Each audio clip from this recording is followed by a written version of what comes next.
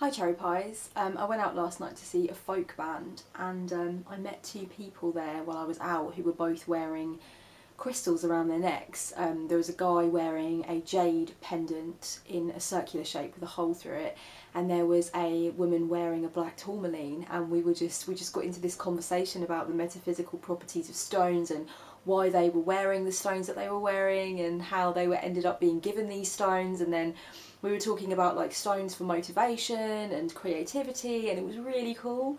So it was like I called these people into my vibe, or they called me into their vibe, or something happened, and so that was really cool. So I'm in a good mood today. I love it when stuff like that happens. No doubt I'm going to be going for a drink with those two shortly to discuss more metaphysical shizzle. Today I wanted to talk to you about a concept that has been incredibly helpful to me throughout my life, and of course I discovered this concept through reading Jung and reading the works of Jungian analysts, but I think different people discover this concept at different points in their life, either through reading about it or just through realising it and acknowledging it for themselves. And I think it can be really helpful. It can be a helpful way to understand yourself and your psyche in more depth, and it can also be a helpful way to integrate different parts of your personality that maybe don't get enough airtime.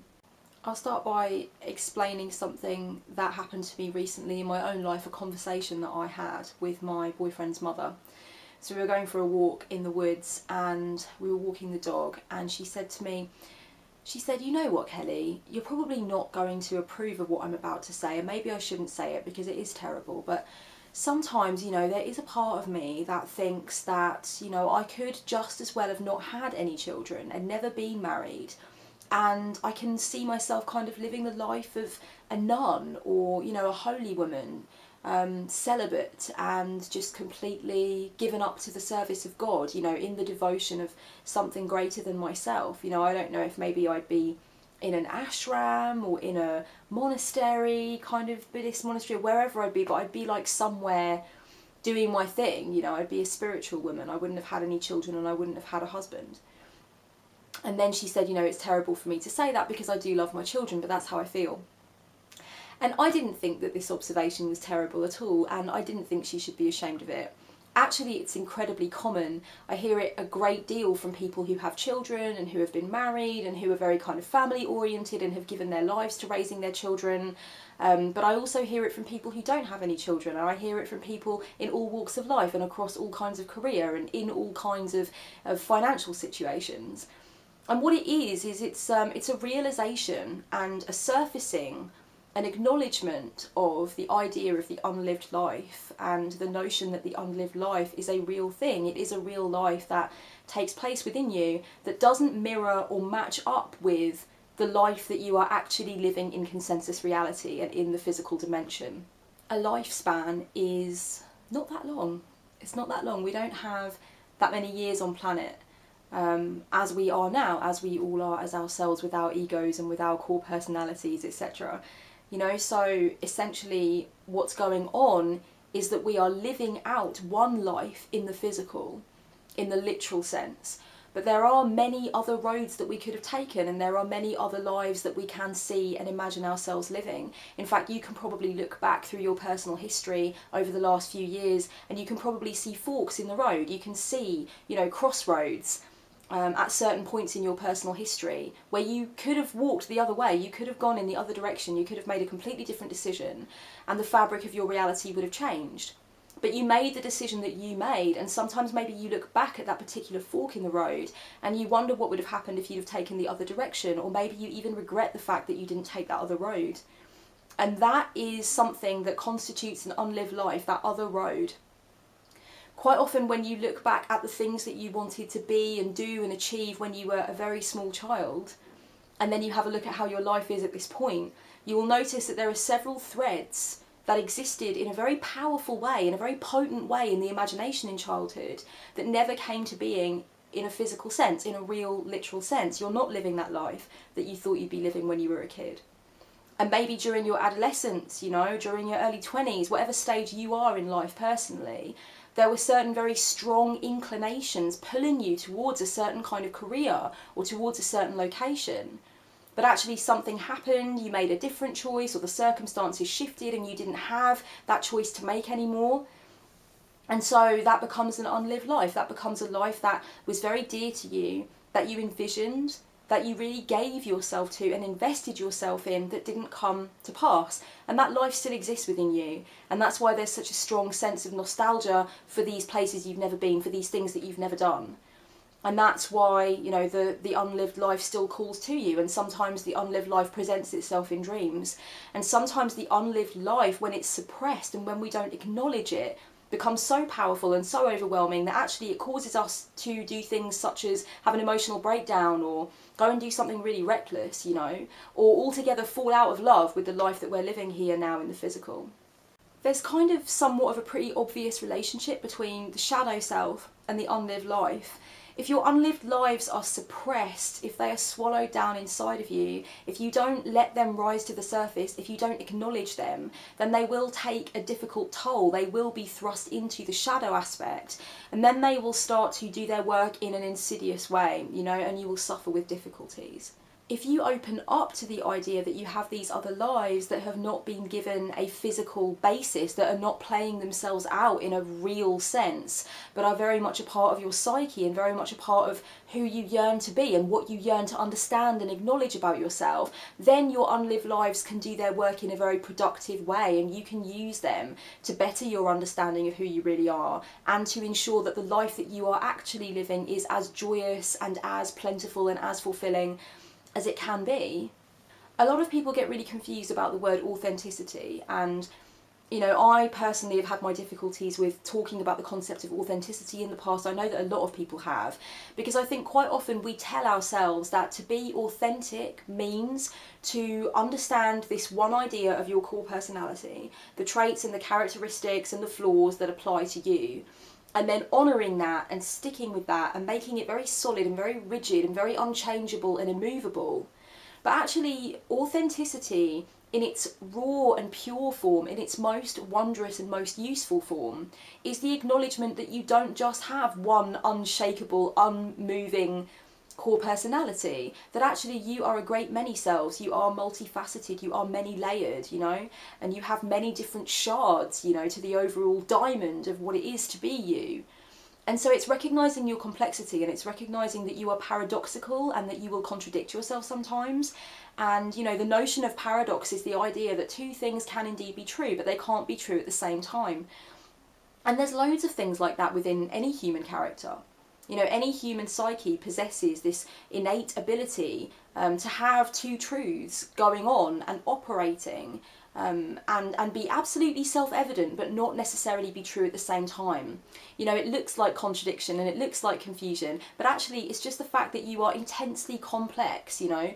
You contain multitudes, you contain universes. If anyone else has read Walt Whitman, then you know that I'm ripping it from him completely. I'm plagiarising, but it's true, you know. I contain multitudes, I contain universes. I'm not going to apologise for being contradictory in nature, because I am that way. I am massive.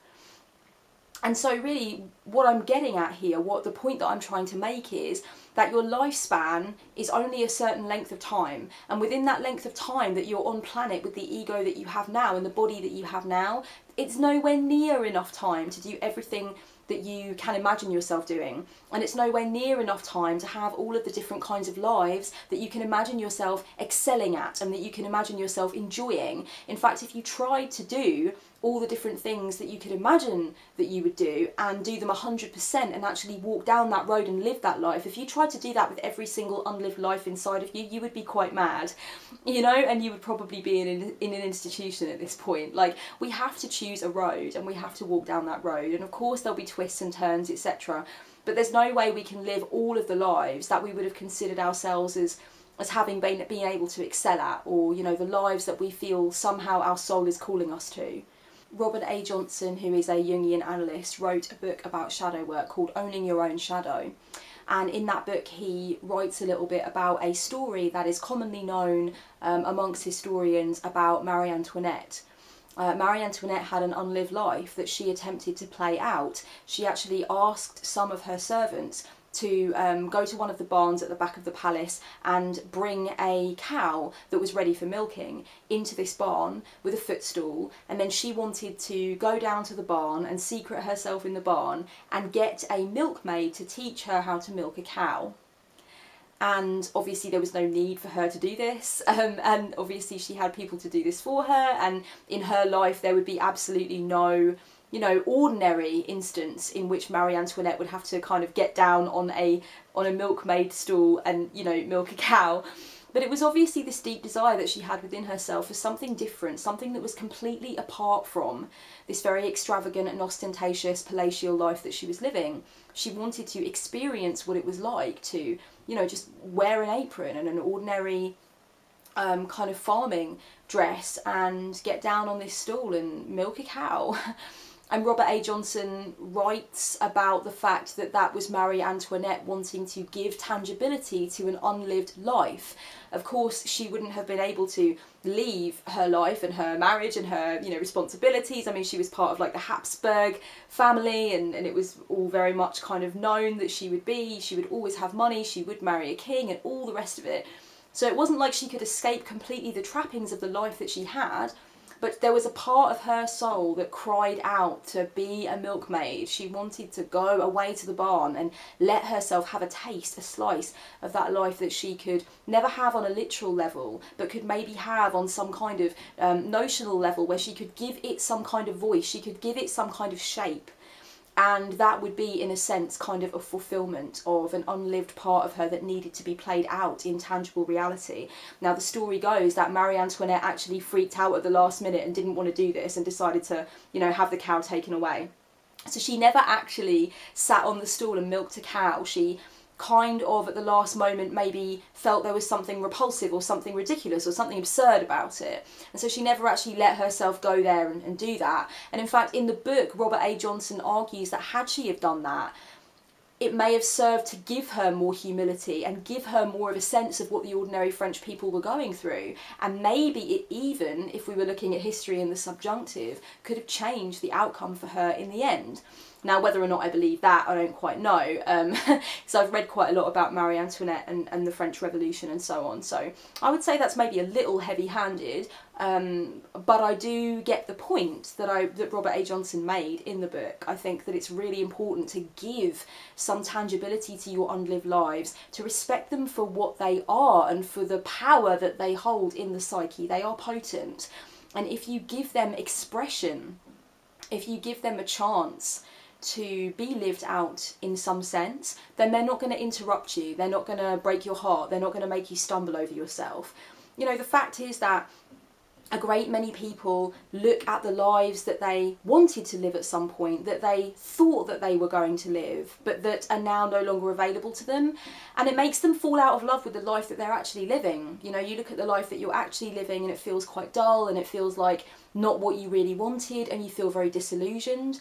You know, say for example, you were on your way to becoming a gold medalist, an athlete, you know, and you were really at the top of your game, and people were saying that you were going to go all the way, and, you know, people were very kind of interested in your progression, and it seemed like you were going to go like all the way to the Olympics, and then out of nowhere you had this really bad physical accident and you kind of lost your conditioning, your physical conditioning. And unfortunately for you, you know, at that point you're not going to go to the Olympics. You have to move into a different way of being. You have to move into a different mode. You know, things happen. Sometimes you think you're on your way to doing something, and then, you know, you fall pregnant, or you have an illness, or some option isn't open to you anymore, or you somehow lose all the money that you needed to do that thing that you thought you were going to do. Doors close. Doors close. And of course it's really important to be in love with the life that you're living right now, and to be engaged with the life that you're living right now. So when you look at your unlived lives and you give them a voice, and you give them a sense of consciousness, and you give them a place in your understanding of who you are, then you can appreciate that even though you didn't go down that road 100%, and it's not the life that you're living in the physical, there's still a part of you that needs that thing that the unlived life was going to give you, the essence of that thing. And when you give yourself the essence of that thing, that's where the magic is. if you are somebody who is raising children, and every so often you have, just as my boyfriend's mother had, this thought like, you know, I could very well have just not had children and not had the trappings of family life and gone off and done this other thing that is very much about solitude and very much about, you know, living inwardly, or living from the soul, or living off of the land, whatever it is, whatever inner fantasy you hold that takes the shine off of the life that you have somewhat. The more that you give it consciousness and you recognise it as a part of your psyche and as a powerful, potent slice of your psyche, the less it's going to interrupt with the life that you're actually living, because you can integrate it into the life that you're actually living.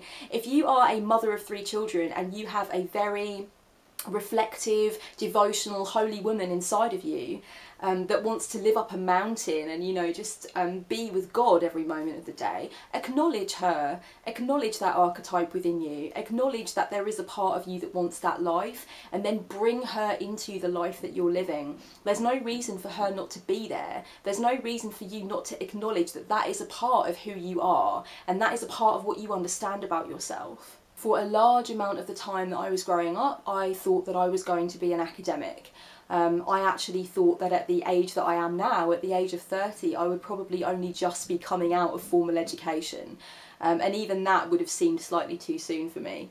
From when I was very, very young, I was incredibly scholastic, and I was a real bibliophile, and I was kind of steeped in this idea that I wanted to amass knowledge, and then I wanted to amass like more specific knowledge, and then I really wanted to specialise in a very specific kind of knowledge, and I wanted to take it all the way.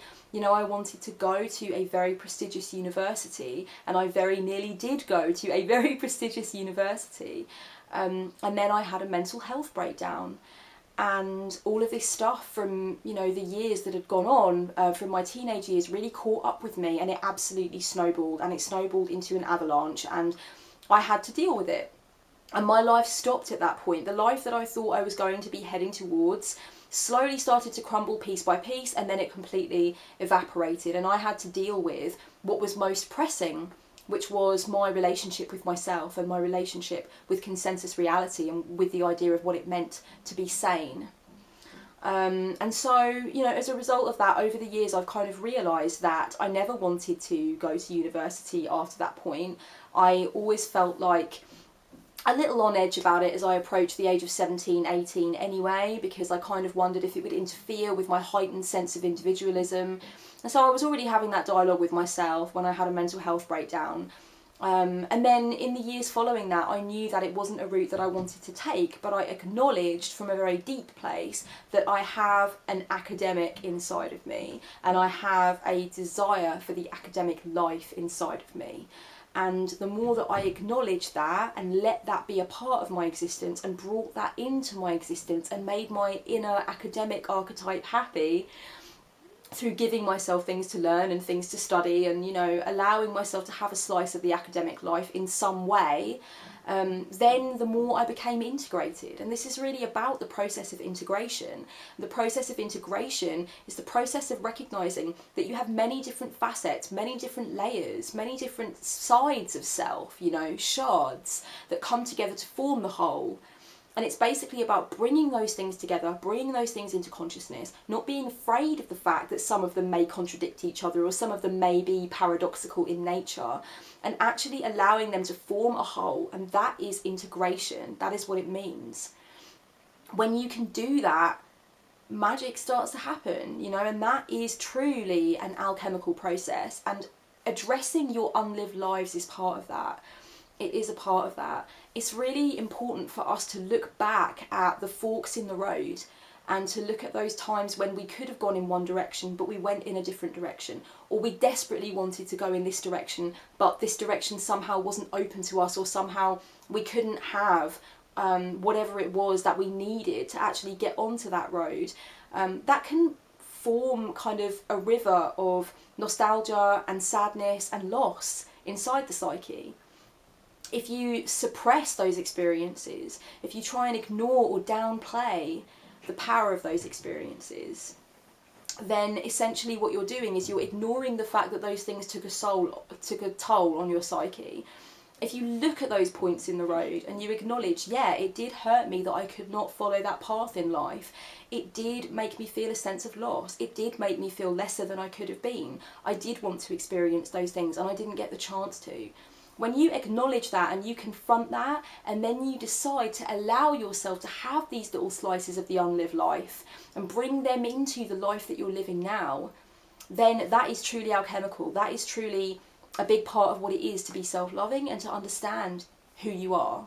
I urge you to take some time to write about your unlived lives, you know. Think about the things that you wanted to do so much when you were a child, and then when you grew up, maybe other things called to you a little more, but maybe there's still a part of you inside that wants to experience and taste those lives that you didn't decide upon, but that still have some kind of influence. They still have a hold over you, you know. And maybe you occasionally like meet somebody who's in that profession that you wanted to be in when you were a kid, and you're very interested and your interest is piqued because there's a part of you, there's a part of your soul that is for that profession, that was carved out for that career.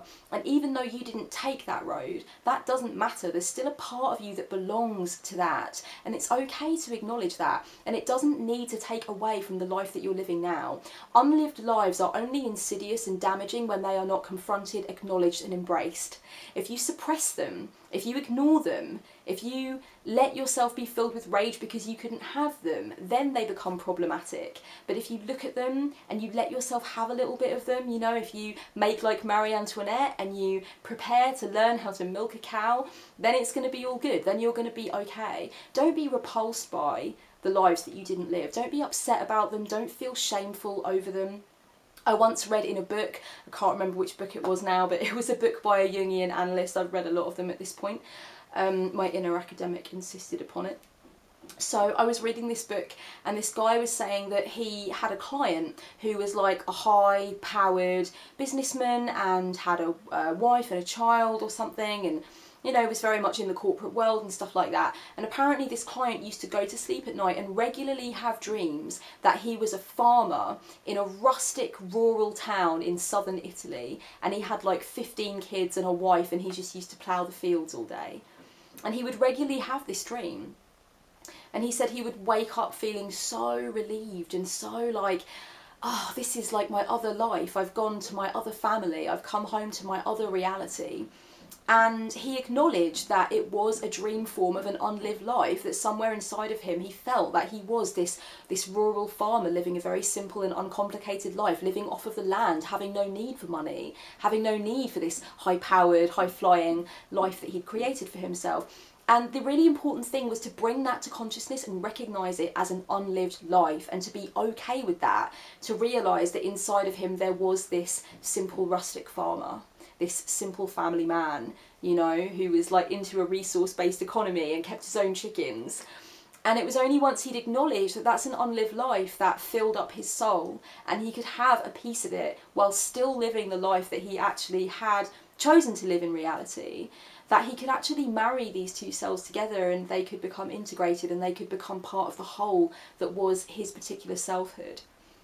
So I hope that this tool has been useful for you and interesting for you, and I hope I explained it clearly enough, because obviously it can be abstract in a way, but if you look within yourself at kind of those lives that you feel some sense of grief over, or that you feel some sense of pull towards, but you know on some rational level that you can't have them, then I think you know what I mean, and I would urge you to write about your unlived lives, or even just to check in with yourself and have a think about the lives that you could have lived instead of the life that you're living. And maybe those lives have something to teach you. Maybe those lives are, in a sense, your teachers and provide you with pathways to get closer towards yourself and to know more about yourself. And if you want to read more about my unlived lives and my personal experiences with unlived lives, then click below to go over to the blog and check out the blog post that I've recently written on this very matter.